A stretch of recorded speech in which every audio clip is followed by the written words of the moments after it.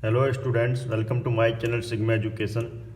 हम बात करने जा रहे हैं class 10th mathematics exercise 5.3 question number 10 से इस वीडियो में स्टार्ट करेंगे। इससे पहले जो वीडियो है वहाँ तक हम क्वेश्चन नंबर 9 तक करा दिए हैं। कोई भी प्रॉब्लम है, कोई भी डाउट आप लोग कमेंट कर सकते हैं और मुझे व्हाट्सएप पर भी पूछ सकते हैं। क्वेश्चन नंबर 10 है, इसके दो पार्ट हैं, एक मैं कराऊँगा, एक आप खुद करोगे। इंग्लिश में और हिंदी में दोनों मीडियम में मैं कराता हूँ। So that A1 A2 AN form an AP where AN is define as below. AN हमें यहाँ पर दिया गया है।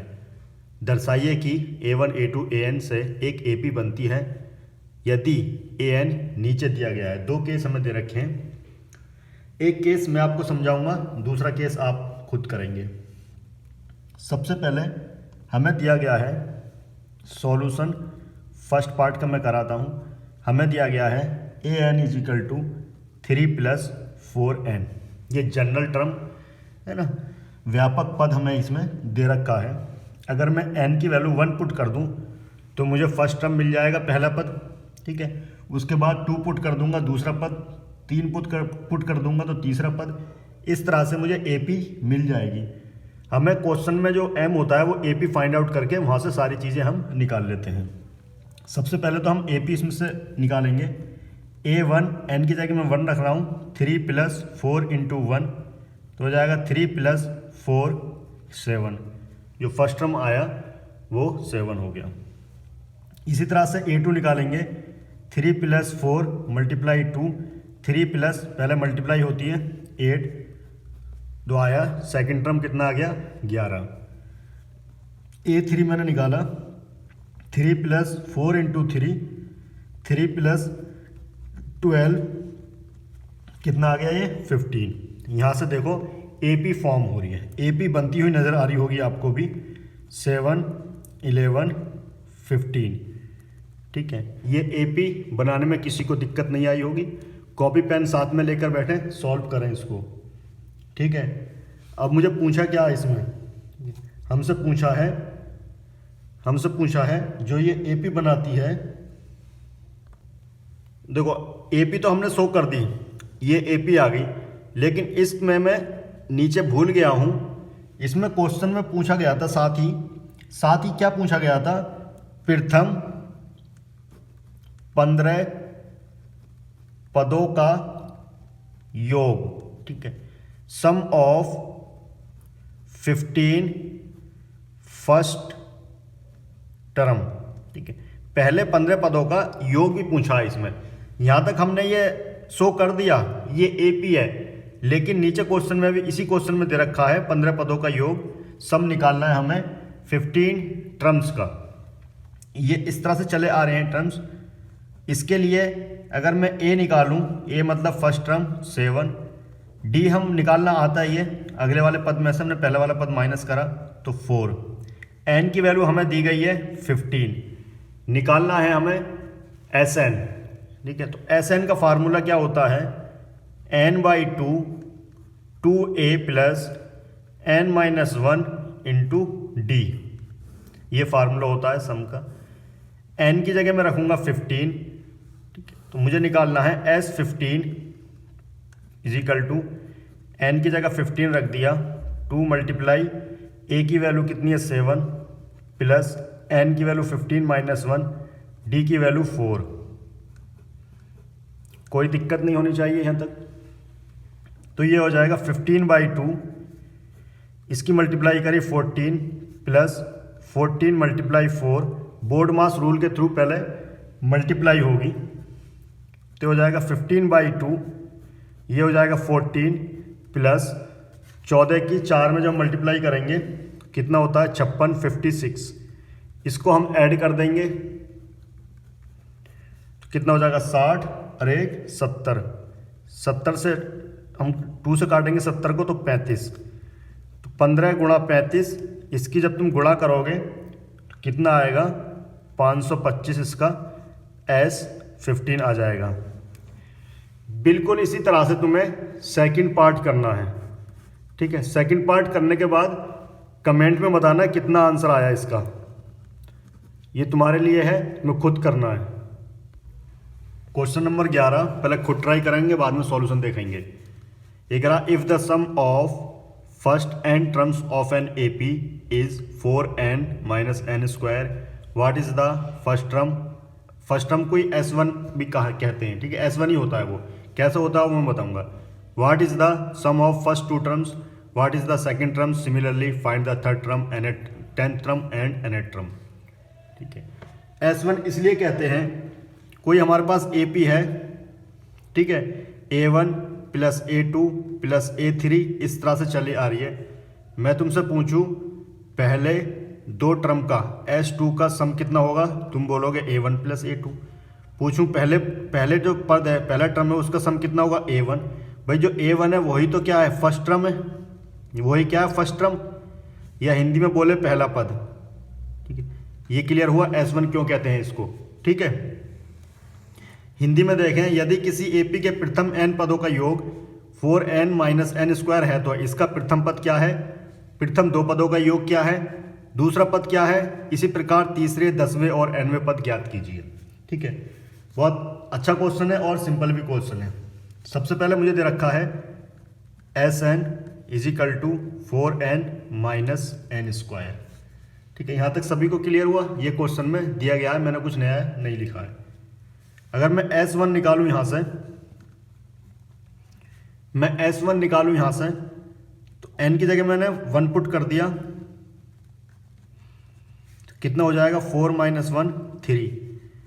तो A1 ही हमारा पास S1 है 3, इसको ही बोलते हैं पहला पद,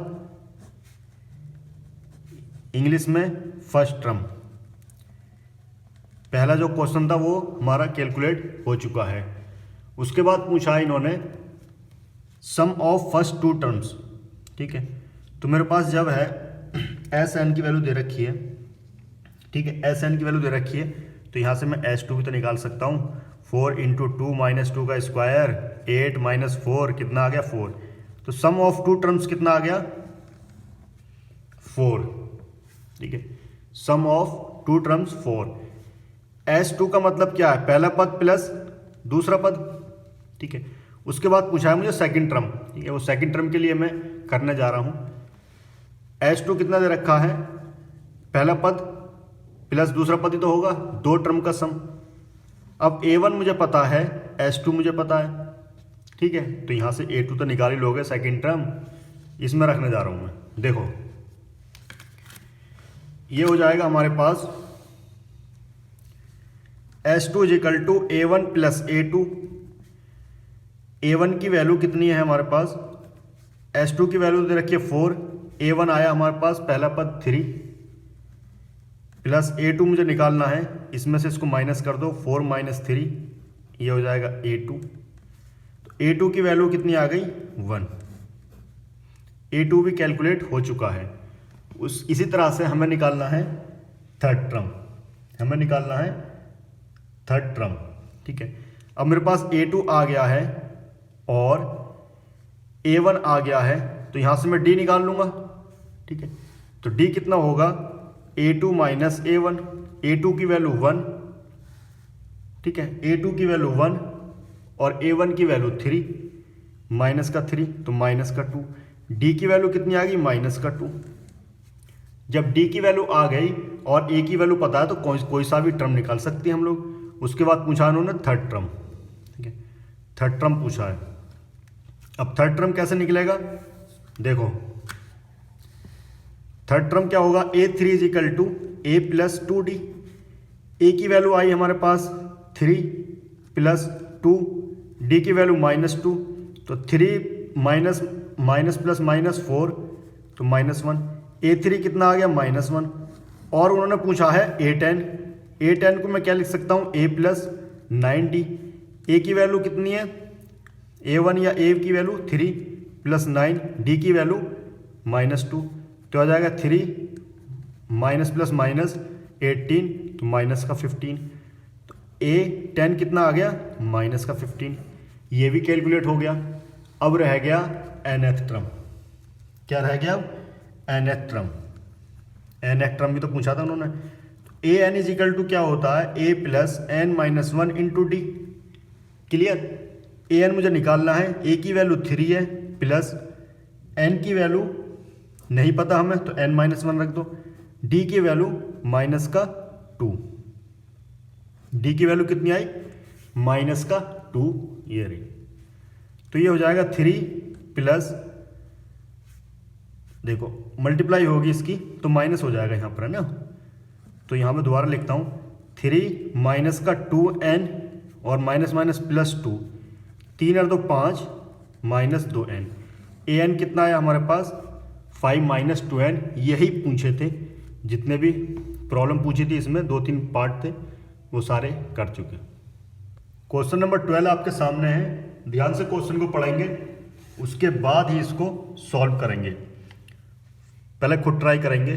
find the sum of the first 40 positive integers divisible by 6। ऐसे प्रथम 40 धन पूर्णांकों का योग ज्ञात कीजिए जो 6 से विभाज्य हो। क्लियर दिख रहा है 6 से विभाज्य। यहाँ से तुम्हें एपी कैलकुलेट करनी है, ठीक है। यहाँ से सबसे पहले तुम एपी फाइंड आउट करोगे। एपी अगर देखें, ध्यान से देखें क्वेश्चन को, वो बोल रहा है 4 पॉजिटिव इंटीजर्स। इंटीजर्स जिसको हिंदी में बोलते हैं पूर्णांक, सभी लोग जानते होंगे, जो नहीं जानते हैं वो अब देख लें। पूर्णांक होते हैं जैसे नंबर लाइन है 0, 1, 2, इधर जाएंगे प्लस इनफाइनाइट तक, इधर -1, -2, माइनस इनफाइनाइट तक। तो माइनस इनफाइनाइट से लेके प्लस इनफाइनाइट तक जितने भी नंबर लाइन पे आ रहे हैं नॉट फ्रैक्शन वाले, खाली ये 1, 2, 3 ये नंबर जो हैं सब क्या होंगे, इंटीजर्स होंगे। एपी अगर हम देखें 6 से सबसे पहला नंबर जो डिवाइड होगा वो खुद में होगा 6, नेक्स्ट कौन सा होगा 12, नेक्स्ट कितना होगा 18। 3 टर्म बहुत हैं एपी को दर्शाने के लिए। जब एपी कैलकुलेट हो गई तो यहाँ से हम सम भी तो निकाल सकते हैं। एन की वैल्यू 40 टर्म्स का मुझे सम निकालना है। तो एन की वैल्यू तो यहाँ पे सबसे पहले 40, ए की वैल्यू 6, डी की वैल्यू भी 6, और क्या चाहिए, एस एन इजिकल टू होता है n/2 2a plus n-1 into D. सभी चीज़ तुम्हारे पास है, आसानी से कैलकुलेट कर सकते हो। एस 40 निकालना है हमें। एन की जगह हमने 40 रखा, 2, ए की जगह हमने 6 रखा, एन की जगह 40 रख दिया, डी की जगह 6 रख दिया। इसको सॉल्व आउट करोगे तो ये तो हो जाएगा कटने के बाद 20, ये इसकी मल्टीप्लाई होगी तो कितना हो जाएगा, ये हो जाएगा 12 प्लस ये हो जाएगा 39 × 6।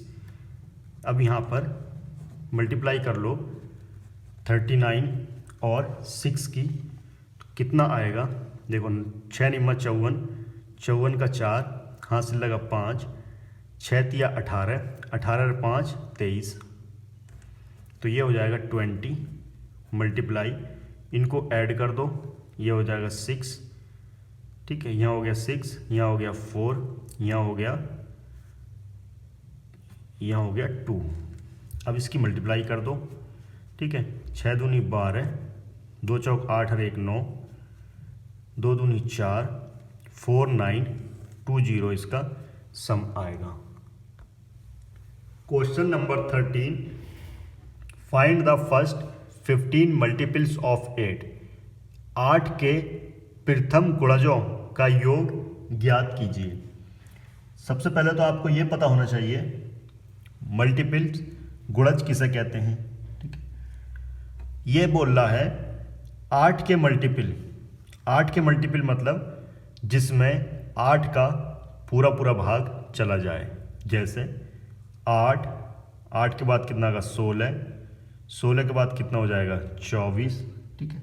इस तरह से ये सब 8 के मल्टीपल हैं। कैसे, 8 एकम 8, 8 दूनी 16, 8 तिया 24, ये सब मल्टीपल हैं 8 के।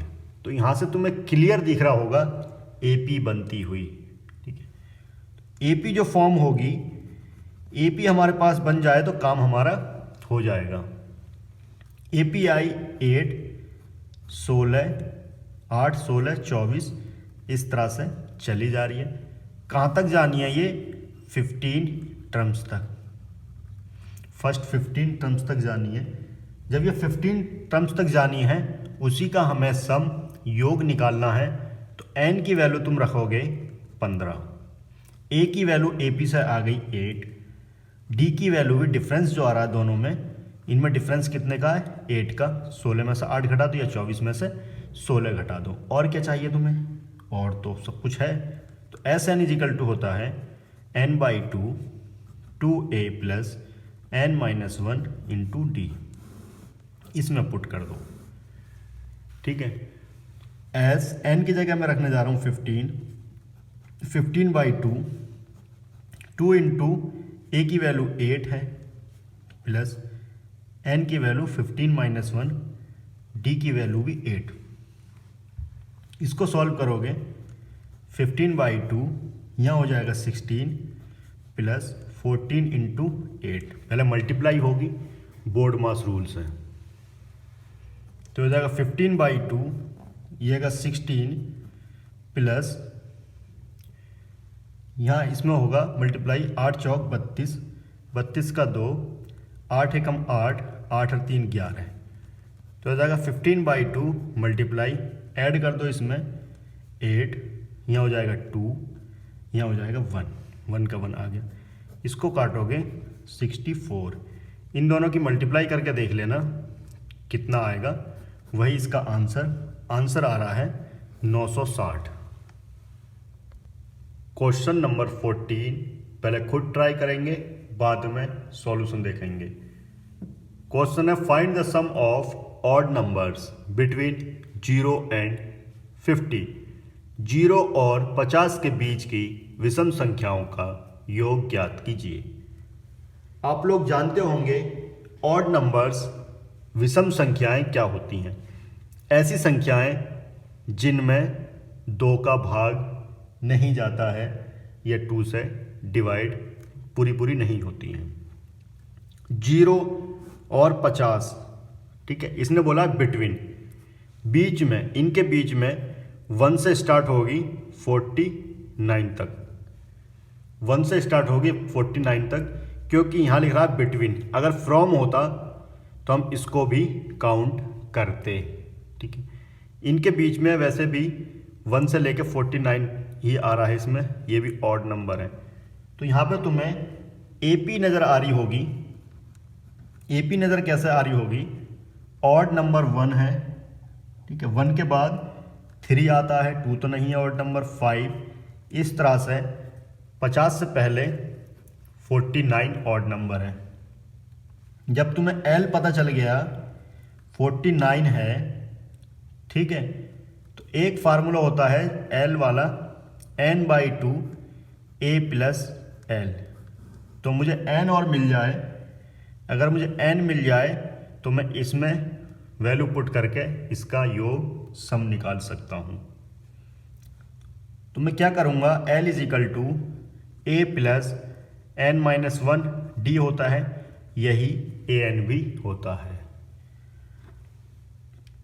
ये इतना लेंगे हम, L की वैल्यू 49, a की वैल्यू 1 प्लस n की वैल्यू निकालनी है, d की वैल्यू कितना हो जाएगा, देखो 2 का डिफरेंस आ रहा है दोनों में, है ना। इसमें से इसको माइनस करो या इसमें से इसको माइनस करो, तो d की वैल्यू 2।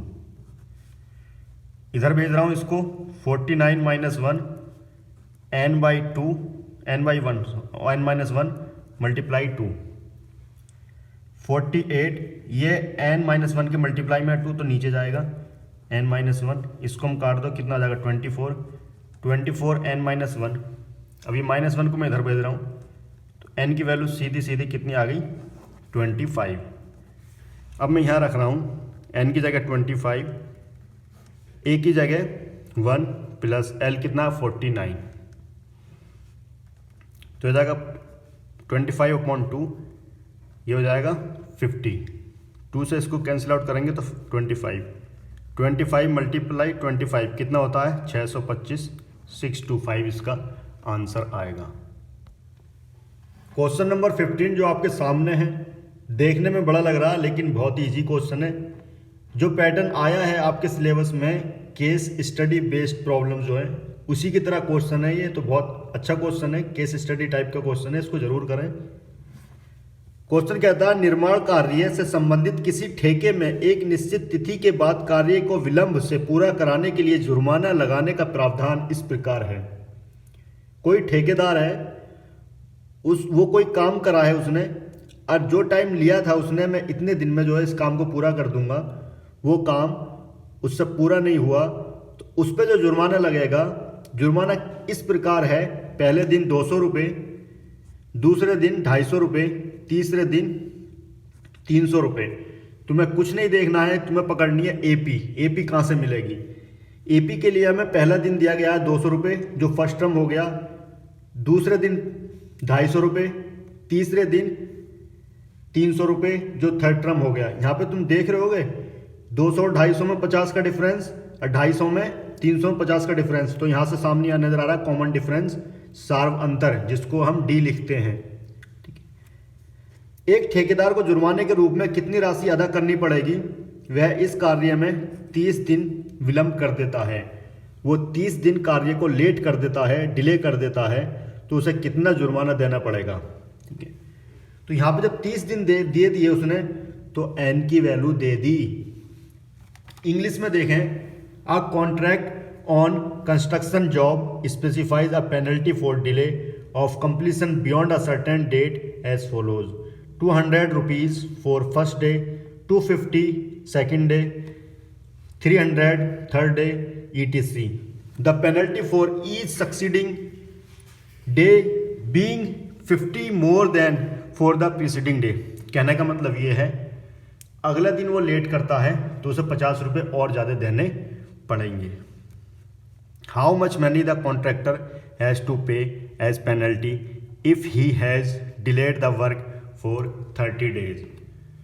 एपी नज़र आ गई होगी आपको, तो ज़्यादा इसमें क्वेश्चन में नहीं लिखूंगा मैं, जो काम की चीज़ है वही मैं लिखूंगा। सबसे पहले तो मुझे इसमें से निकालनी है एपी। अगर हम एपी देखें, एपी नज़र आ रही है यहाँ पर, जहाँ पहला दिन है तो first term 200, second 250, third 300 and so on, इस तरह से चली आ रही है। एपी निकल गई और क्वेश्चन में हमें दी गई है n = 30 डेज।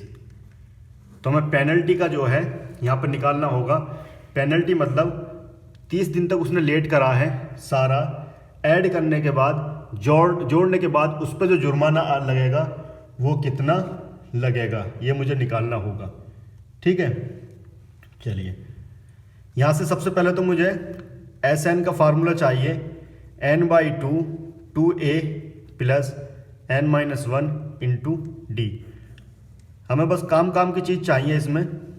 इस जो यहाँ पे दे रखी है, ये सिचुएशन इस तरह की दे रखी है, इसमें से हमें जो था वो हमने ले लिया है।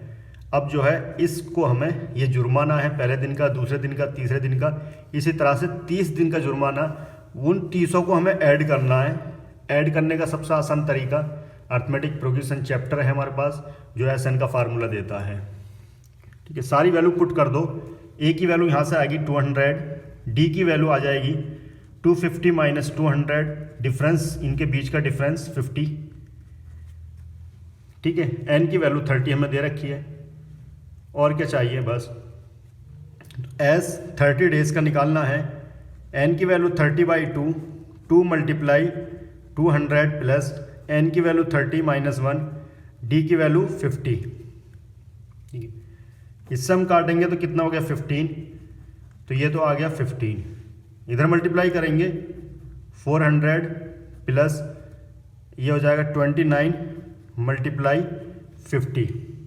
ठीक है, इसको मल्टीप्लाई कर लेते हैं, 29 × 5 ये हो जाएगा 45। ठीक है, 4 10 और 4 14, कितना हो गया ये 145, और जीरो है यहाँ पर 1445।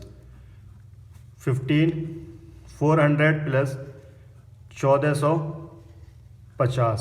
ठीक है, अब इसको हम क्या करेंगे, ऐड कर देंगे। 15 मल्टीप्लाई 400 इसमें ऐड करा 1850। 1850 की मल्टीप्लाई करना 15 में, कितना आएगा? इसका आंसर आएगा 27,750। मैंने करके रख रखी है ये, इतना आंसर आएगा। इतना जुर्माना उस पर लगेगा, इतनी पेनल्टी उस पर लगेगी। ठीक है।